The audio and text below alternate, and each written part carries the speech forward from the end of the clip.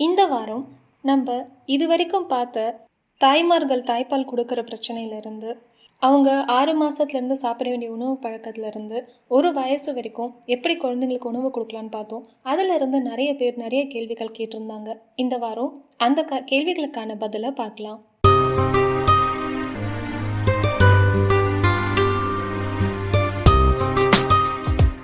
சோரின்றி அமையாது உலகு. வணக்கம் இணையக்கூடிய நண்பர்களே, நான் உங்கள் Gajalakshmi, nutritionist and yoga trainer. பழைய எபிசோட்ல இருந்து நிறைய கேள்விகள் நிறைய பேர் கேட்டிருந்தாங்க. இன்னைக்கு அதற்கான பதில இந்த எபிசோட்ல பார்க்கலாம். வாங்க நிகழ்ச்சிக்கு போகலாம். பாலூட்டும் தாய்மார்கள் பால் சுரப்புக்கு பொதுவா என்ன மாதிரியான விஷயங்கள் பண்ணணும்? ப்ரெக்னெண்ட்டாக இருக்கும்பொழுது ஒரு அம்மா தன்னோட உடம்பு எப்படி பார்த்துக்கிறாங்களோ அதே மாதிரியான போதுமான அளவு ஊட்டச்சத்து கண்டிப்பாக எடுத்துக்கணும். தூக்கம், மன அமைதி, போதுமான அளவுக்கு தண்ணி, இது ரொம்ப ரொம்ப இம்பார்ட்டன்ட். அதுக்கு அடுத்தபடியாக அலாரம் வச்சு பகலில் மட்டும் இல்லை, ராத்திரி பொழுதுலையும் அந்த குழந்தைங்களுக்கு பால் கொடுக்கறது, எப்பெல்லாம் குழந்தைங்க டிமாண்ட் பண்ணுறாங்களோ அப்போ பால் கொடுக்கறது ரொம்ப ரொம்ப முக்கியம்.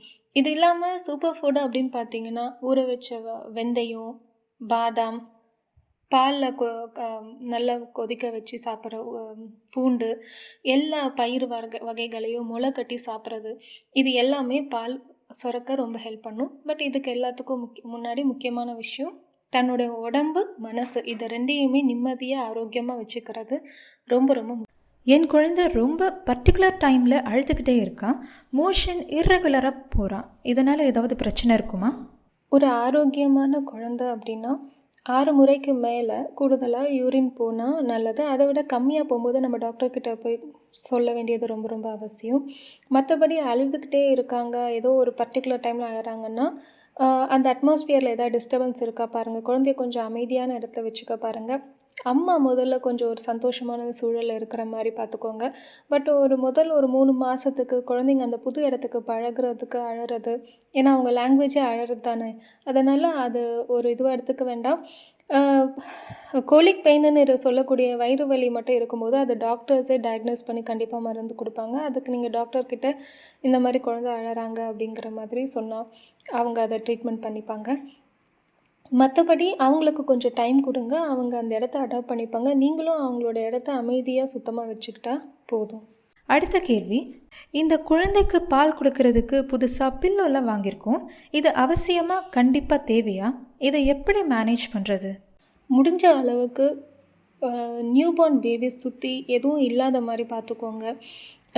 இன்கேஸ் அம்மாங்களே கூட பால் கொடுக்கும் பொழுது தூக்கத்தில் நைட்டில் பால் கொடுக்கும்போது தூக்கத்தில் அப்படியே குழந்தைங்க முகத்து மேலே பில்லோவோ இல்லை அவங்களுடைய ப்ரெஸ்ட்டே அப்படியே இருந்து மறந்து தூங்கிட்டு அதால் மூச்சு திணறலாகி குழந்தைங்க இறக்குறது ரொம்ப காமனாக நடக்கிற விஷயம். ஸோ மோஸ்ட்லி குழந்தைங்கள சுற்றி நான் பில்லோ வைக்கிறேன், இல்லைனா அம்மாவை அணைச்சிட்டு நைட்டில் தூங்குறேன் அப்படிங்கிறதெல்லாம் அவாய்ட் பண்ணுறது ரொம்ப நல்லது. அம்மா முழிச்சிட்டு இருக்கும்போது குழந்தைய மார்பகத்துக்கு மேலே போட்டு அணைச்சிக்கிறதோ இல்லை தாயோட அந்த உடம்பு சூட்டோட குழந்தைய அணைச்சி வச்சுக்கிறதோ குழந்தையோட வளர்ச்சிக்கு ரொம்ப ரொம்ப நல்லது. அது அம்மாவோட சைக்கலாஜிக்கல் ஃபேக்டருக்கும் ரொம்ப நல்லது. ஆனால் ராத்திரியில் தூங்கும் பொழுது கொஞ்சம் தனியாக தொட்டியில் போடுறதோ இல்லைனா போதுமான அளவுக்கு இடைவெளி விட்டு குழந்தைய வெறும் ஒரு நல்ல சாஃப்டான கிளாத்தை ஸ்ப்ரெட் பண்ணிவிட்டு அதில் படுக்க வைக்கிறதே போதும். குழந்தைக்கு பில்லோ வைக்கிறேன், சைடில் சப்போர்ட் வைக்கிறேன்னு எதுவும் பண்ணாமல் இருக்கிறது குழந்தைங்களுக்கு நல்லது. அடுத்த கேள்வி, குழந்தைக்கு மோஷன் ஒவ்வொரு நாளும் ஒவ்வொரு கலரில் போகுது, இதனால் ஏதாவது பிரச்சனை வருமா? எப்படி எடுத்துக்கிறது? அம்மாவோட டயட் குழந்தைங்களோட மோஷனில் டைரெக்டாக இம்பேக்ட் இருக்கும். நீங்கள் அன்றைக்கி பீட்ரூட் சாப்பிட்ருந்தா குழந்தைங்களோட மோஷன் பீட்ரூட் கலரில் இருக்கும். நீங்கள் கீரை சாப்பிட்றீங்கன்னா யூஸ்வலாக இந்த மாதிரி தாய்மார்கள் நிறைய முருங்கைக்கீரைலாம் சாப்பிட்டா நல்லது இல்லைங்களா? முருங்கைக்கீரை, கேரட்டு, அது எல்லாமே அந்த கலர் ஃபுட்டோட கலர் குழந்தையோட மோஷனில் இம்பேக்ட் இருக்கும். இது ஒன்றும் பயப்படுறதுக்கு இல்லை, இது ரொம்ப அடுத்த கேள்வி, என்னோட குழந்தை ஹெல்த்தியான பேபி தான், 6 மாதம் வரைக்கும் தாய்ப்பால் மட்டும் கொடுத்தேன், இப்போது 6வது மாதம் முடிஞ்சு வேறு ஃபுட் ஸ்டார்ட் பண்ணலாம்னு இருக்கும். மார்க்கெட்டில் அவைலபிள் ப்ராடக்ட் ஏதாச்சும் ட்ரை பண்ணலாமா? Okay, very good. நீங்கள் 6 மாதம் வரைக்கும் குழந்தைக்கு தாய்ப்பால் கொடுக்குற மாதிரி ஒரு சூழ்நிலை. சில பேர் 3 மாதம் 4வது மாதத்துலேருந்தே அதர் ஃபுட் ஆரம்பிப்பாங்க. 4வது மாதத்தில் ஆரம்பித்தாலும் சரி, 5வது 6வது மாதம் ஆரம்பித்தாலும் சரி, முதல்ல அரிசியிலேருந்து ஆரம்பிங்க. அரிசியில் நிறைய வகையான அரிசி இருக்குது. உப்பெல்லாம் எதுவும் சேர்க்காமல் நல்லா ஓவர் குக் பண்ணிவிட்டு நல்லா மத்த வச்சு கடைஞ்சி அதை கொஞ்சம் நல்லா தண்ணியாக, ஏன்னா முதல்ல தாய்ப்பால் தவிர்த்து வேறு ஃபுட்டு தரும்போது நம்ம அரிசியை நல்லா வாஷ் பண்ணிவிட்டு நல்லா மசிச்சு தண்ணியாக ஆக்கிட்டு அதை கொடுக்கலாம். ஒரு 3 நாளைக்கு அரிசி கொடுங்க. அதுக்கப்புறம் பருப்பு வகைகளில் நம்ம ஊரில் நிறைய வகைகள் இருக்குது. பருப்பு கொடுங்க. நல்லா ஓவர் குக் பண்ணுங்க. குழைய விட்டுட்டு அதை நல்லா கொஞ்சம் தண்ணியாக கொடுக்க ஆரம்பிங்க. ஏதாச்சும் ஒரு பர்டிகுலர் ஃபுட்டு ஏற்றுக்கல அப்படின்னா அப்போதைக்கு அதை விட்டுருங்க. விட்டுட்டு இன்னும் கொஞ்சம் பிரேக் கொடுத்து ஒரு வாரம் கழித்து மறுபடியும் ஆரம்பிங்க. முக்கியமாக இதில் நீங்கள் ஞாபகம் வச்சுக்க வேண்டியது என்னென்னா, புதுசாக ஒரு ஃபுட்டு இன்ட்ரடியூஸ் பண்ணும்பொழுது ஒரு நாளைக்கு ஒரு ஃபுட்டு இன்ட்ரடியூஸ் பண்ணுங்கள்.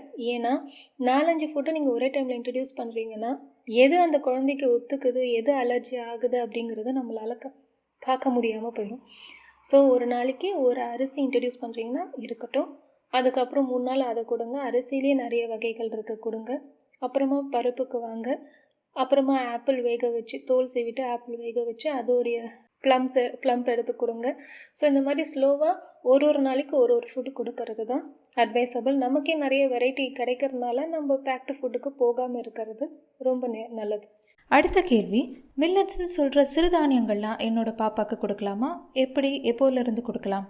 தாராளமாக நீங்கள் 6வது மாதத்துலேருந்தே மில்லட்ஸ்லாம் கொடுக்க ஆரம்பிக்கலாம். திணை அரிசி, வரகு, கொள்ளு, சாமை, கோதுமை, சோளம் அப்படின்னு நிறைய இருக்குது. மாப்பிள்ளை சம்பா அரிசி, கருப்பு கவுனி, எந்த அரிசியாக இருந்தாலும் நீங்கள் நல்லா ஊற வச்சு நல்லா வேக வச்சு மசிச்சு கொடுங்க. அதுலேயும் நீங்கள் உப்பு போடணும்னு அவசியம் கிடையாது.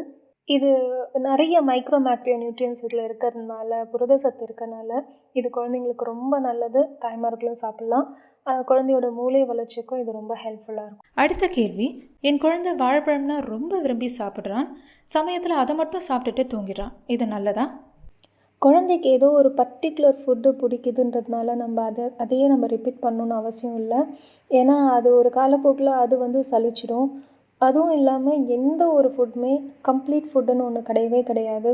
ஸோ அதனால தான் வெரைட்டி இருக்குது. நம்ம பெரியவங்களே ரைஸ் போட்டு அதில் பருப்பு போட்டு சாப்பிட்றோம், காய்கறி வச்சு சாப்பிட்றோன்றப்போ ஒரு குழந்தைக்கும் அந்த மாதிரி எல்லா சத்துக்களும் வேணுங்கிறது இயல்பான விஷயம். ஸோ ஒன்று பிடிக்குது அப்படின்னா கொடுக்கலாம். பட் அதையே ரிப்பீட்டடாக கொடுக்கறது கண்டிப்பாக அட்வைசபிள் கிடையாது. மோஸ்ட்லி இந்த பிரச்சனை எப்போ வரும்னா இந்த 9வது மாதத்தில் இந்த ஃபிங்கர் ஃபுட் சாப்பிட்ற குழந்தைங்க அந்த ஸ்டேஜில் வரப்போ தான் என் குழந்தை உருளைக்கிழங்கு கட் பண்ணி வச்சா நல்லா சாப்பிட்றாங்க அப்படின்னு சொல்லிட்டு அதையே ரிப்பீட்டடாக அது ஒன்றையே கொடுக்கறது அவ்வளோ அட்வைசபிள் கிடையாது. பிடிக்குதுன்னா அதை கொடுக்கலாம். பட் ஒரு ஃப்ரீக்வன்சி வச்சுக்கோங்க. எல்லா வெரைட்டியும் கண்டிப்பாக ஆட் பண்ணுற மாதிரி பார்த்துக்கோங்க. அந்த மாதிரி ஒரு பர்டிகுலர் காயை நம்ம ரிப்பீட் பண்ணப்போ மற்ற சத்துக்கள்லாம் அந்த குழந்தைங்களுக்கு கிடைக்காம போயிடும். அடுத்த கேள்வி, 7வது மாதம் குழந்தைக்கு சத்தானதாக என்ன கொடுக்கலாம்? ஏதாச்சும் ஸ்பெஷல் ரெக்கமெண்டேஷன்? என்ன முறையில் கொடுக்கலாம்? யூஸ்வலாக 6வது மாதம் வரைக்கும் நம்ம பியூரி மாதிரி கொடுப்போம், நல்லா மசிச்சு கொடுக்குறோம். 7, 8வது மாதம்லாம் பார்த்தீங்கன்னா நீங்கள் களி மாதிரி செய்ய ஆரம்பிச்சிடலாம். கொஞ்சம் ரொம்ப மைய அரைச்சிடாமல் ஒன்றும் பாதியமாக அரைச்சி குழந்தைங்களுக்கு ஸ்லோவாக கொடுக்க ஆரம்பிக்கலாம். கண்டிப்பாக அந்த டைமில் நீங்கள் கீரைலாமும் ஸ்டார்ட் பண்ணியிருப்பீங்க. ஸோ அதெல்லாமும் மசிச்சு கொடுக்க ஆரம்பிச்சிடலாம். அந்த 8வது மாதம் முடிய 9வது மாதம் ஆரம்பிக்கும் போதுன்றப்போ நம்ம ஃபிங்கர் ஃபுட்டுக்கு போவோம்.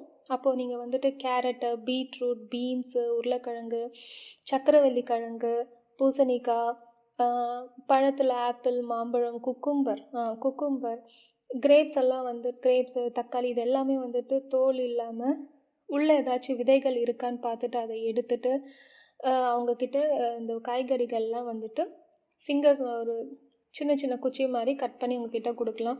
இன்கேஸ் அந்த காய்கறிகள் ரொம்ப ஹார்டாக இருக்குன்ற மாதிரி அந்த குழந்தையால் கடிக்க முடியாது அப்படின்னு நீங்கள் ஃபீல் பண்ணிங்கன்னா சும்மா ஹாட் வாட்டரில் ஒரு 2 நிமிஷம் போட்டு கொடுக்கறதும் ஓரளவுக்கு அவங்களுக்கு ரொம்ப குழைய வச்சிடாதீங்க. அது மறுபடியும் பியூரி மாதிரி சாப்பிட்ற மாதிரி ஆகிடும். ஃபிங்கர் ஃபுட் மாதிரி அவங்களுக்கு பிடிக்க வாட்டமாக இருக்கிற மாதிரி அதை கட் பண்ணிவிட்டு அதை அவங்கக்கிட்ட கொடுங்க. மோஸ்ட் ஆஃப் த வெஜிடபிள்ஸ் அவங்களால அந்த பல் இல்லைன்னா கூட முன்னாடி ஒரு 2 பல் இருக்கும், இல்லைன்னா அந்த ஈரலே வச்சு அவங்களால சாப்பிட முடியும். இல்லை ரொம்ப ஹார்டாக இருக்குன்ற பட்சத்தில் நீங்கள் ஹாட் வாட்டரில் 2 மினிட்ஸ் போட்டுட்டு, பாய்லிங் வாட்டரில் 2 மினிட்ஸ் போட்டுட்டு அதை எடுத்து கொடுக்கறதும் இஸ் அட்வைசபிள் தான். அடுத்த கேள்வி, டிவியில் நிறைய ஆட் வருது பேபி ஃபுட் பற்றி. நம்ம வீட்டில் இருக்கிறது சரியானதா, போதுமானதா இருக்குமா? முதல்ல ஒரு விஷயம் நல்லா தெளிவாக ஞாபகம் வச்சுக்கோங்க. உங்கள் கிச்சனில் இல்லாத ஏதோ ஒரு சக்தி கண்டிப்பாக எந்த கம்பெனிக்கிட்டையும் கிடையாதுங்க. ஸோ குழந்தைக்கு நீங்கள் நல்லது பண்ணணும்னு நினச்சிங்கன்னா வீட்டில் இருக்கிறத மட்டுமே கொடுத்து பழகுங்க. அதுதான் குழந்தைங்களுக்கு நல்லது. ஒரு விஷயம் நல்லா தெளிவாக ஞாபகம் வச்சுக்கணும். என்னென்னா, முதல்ல இந்த பிறந்து இந்த 10 வயசு 12 வயசுக்குள்ளே நம்ம எவ்வளோ அவங்களுக்கு போஷாக்கு கொடுக்க முடியும், எவ்வளோ நல்ல பழக்கங்களை கற்றுக் கொடுக்க முடியுமோ அதுதான் அவங்க ரெஸ்ட் ஆஃப் த லைஃப் அது பார்த்துக்கும். இப்போ இந்த வயசில் நீங்கள் ஓவர் ஃபீட் பண்ணி குண்டாக்குனாலும் அதுவும் தப்பாக தான் முடியும். இந்த வயசில் அவங்களுக்கு நல்ல மில்லட்ஸு காய்கறியை பழக்கப்படுத்துனீங்கன்னா அது அவங்களோட லைஃப் ஃபுல்லாக அதோட இம்பேக்ட் கண்டிப்பாக இருக்கும். ஸோ எவ்வளோ காஸ்ட்லியான ஃபுட்டாக இருந்தாலும் சரி, இல்லை எந்த வெளிநாட்டிலேருந்து இறக்குமதி பண்ண ஃபுட்டாக இருந்தாலும் சரி, அது உங்கள் வீட்டு கிச்சனில் நீங்கள் செய்கிற ஃபுட்டுக்கு இது இணை ஆகாது. சால்ட் அண்ட் சுகர் கொடுத்து பழக வேண்டாம்னு போன எபிசோடில் சொல்லியிருந்தீங்க. சால்ட் அண்ட் சுகரில் கொடுக்கவே வேண்டாமா? ஓகே, சால்ட்டு சுகர் இன்ட்ரடியூஸ் பண்ண வேண்டாம் அப்படின்னு சொல்லிங்க. அப்போ அது எப்போ தான் இன்ட்ரடியூஸ் பண்ணனா, ஸ்லோலி அவங்க அந்த 9th 10th மந்த்து நம்ம பிளேட்லேருந்து எடுத்து சாப்பிடும்போது அவங்க சால்ட்டை டேஸ்ட் பண்ணிடுவாங்க. சுகர் அவங்களுக்கு மட்டும் இல்லை, டோட்டல் ஃபேமிலி அவாய்ட் பண்ணுறது நல்லது. ஸோ அவங்களுக்கு குடிக்க பசும்பால் தரீங்க அப்படின்னா அதில் மஞ்சள் பேப்பர் போட்டு கொடுக்கலாம் அவங்களுக்கு சளி பிடிச்சிருந்தா. அப்படி இல்லைன்னா வெறும் பாலே கொடுத்து பழகுங்க. அதுலேயே ஒரு இனிப்புத்தன்மை இருக்கும். அந்த இனிப்புத்தன்மையே போதுமானதாக இருக்கும். ஸோ அப்படியே நீங்கள் பழக்கினீங்கன்னா ஃப்யூச்சரில் அவங்களால டிஃபால்ட்டாகவே நிறைய சர்க்கரை சாப்பிட முடியாத ஒரு சுச்சுவேஷனுக்கு அவங்க இருப்பாங்க. ஸோ அது அவங்களுக்கு நீங்கள் செய்கிற நல்லது தான். ஸோ எதுலேயுமே சர்க்கரை போடணுன்னு அவசியம் இல்லை. மீறி நீங்கள் இனிப்பு தந்தாலும் வீட்டில் செய்கிற சக்கரை பொங்கல்லாம் நம்ம வெல்லம் போடுறோம் இல்லைங்களா, வெல்லம் கருப்பட்டி அந்த மாதிரி விஷயங்களும் அது இனிப்பு தான், அதை நம்ம பழகிக்கலாம். இந்த வீடியோ உங்களுக்கு பிடிச்சிருந்தா லைக் பண்ணுங்க, கமெண்ட் பண்ணுங்க, ஷேர் பண்ணுங்க. இணைய கொடி சேனலுக்கு சப்ஸ்கிரைப் பண்ணுங்க. மறக்காம பெல் ஐக்கான் கிளிக் பண்ணுங்க.